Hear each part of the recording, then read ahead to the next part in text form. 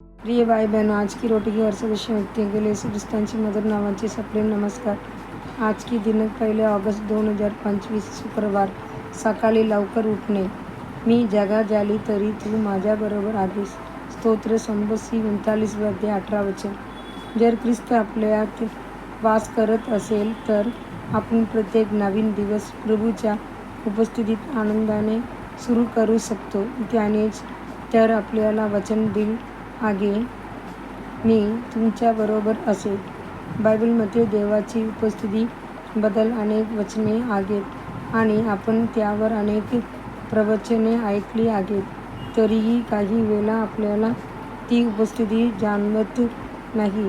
रिक्तता आणि एकटेपणाची भावना मनावर हावी होते. आपल्याला वाटते की लोकांनीच नव्हे तर देवानेही आपल्याला सोडून दिले आहे. यासाठी पहिले मार्गदर्शन हे आहे देवाची उपस्थिती अनुभवण्यासाठी आणि टिकवून ठेवण्यासाठी दररोज सकाळी लवकर उठून त्याची उपस्थितीची अपेक्षा ठेवा. आपल्या दिवसाची सुरुवात प्रभूला अर्पण करून त्याची आदर करा. जर आपण त्याला शोधत, त्याची लालसा ठेवत आणि त्याची तेजाने भरून घेत सकाळी उठलो तर दिवसभर त्याची उपस्थिती आपल्याला जाणवेल आणि दिवसातील सर्व लढाया आणि आव्हानांचा सामना करण्यासाठी आपल्याला दैवी सामर्थ्य मिळेल. जागे होताच आनंदाने म्हणा, हा तो दिवस आहे जो परमेश्वराने निर्माण केला. आपण आनंद करू आणि प्रफुल्लित होऊ. नव्या संधीसाठी त्याची स्तुती करा, त्याला गौरव द्या आणि त्याची उपस्थितीमध्ये मोठमोठी कामे करण्यास सिद्ध व्हा. प्रभू म्हणतो, जे मला प्रेम करतात त्यांच्यावर मी प्रेम करतो आणि जे मला लवकर शोधतात ते मला सापडतील. नीतिसूत्र 8 अध्याय 17 वचन.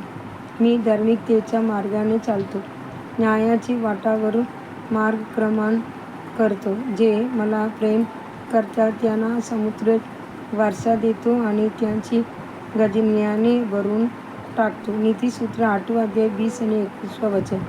एकदा मी तिरुपतीला ध्यान आणि प्रार्थनेची वेळेसाठी गेलो होतो. पहाटेच्या सुमारास अनेक चिमण्यांचे किलबिलाट ऐकू आले. मी हळूच दरवाजा उघडला तर रात्री दिव्याच्या उजेडामुळे अनेक कीटक तिथे जमले होते. या चिमण्या आनंदाने ते खात होत्या. नंतर काही अजून पक्षी झाले, पण मी ते उशिरा आले होते आणि तिथे काहीच शिल्लक नव्हते. मला त्याच खूप वाईट वाटले. इस्रायल लोकांसाठी मन्ना देणाऱ्या परमेश्वराने सांगितले होते की तो सकाळी लवकर जमा करा. प्रिय देवाचे मुला, जो लवकर उठतो आणि मन्ना गोळा करतो त्यालाच प्रभूची उपस्थिती अनुभवायला मिळते. आत्मचिंतनासाठी वचन. प्रभू, सकाळी तू माझा आवाज ऐकतोस. सकाळी मी तुला माझ्या विनंत्या सादर करतो आणि अपेक्षेने तुझी वाट पाहतो. स्तोत्र 5 अध्याय 3 वचन.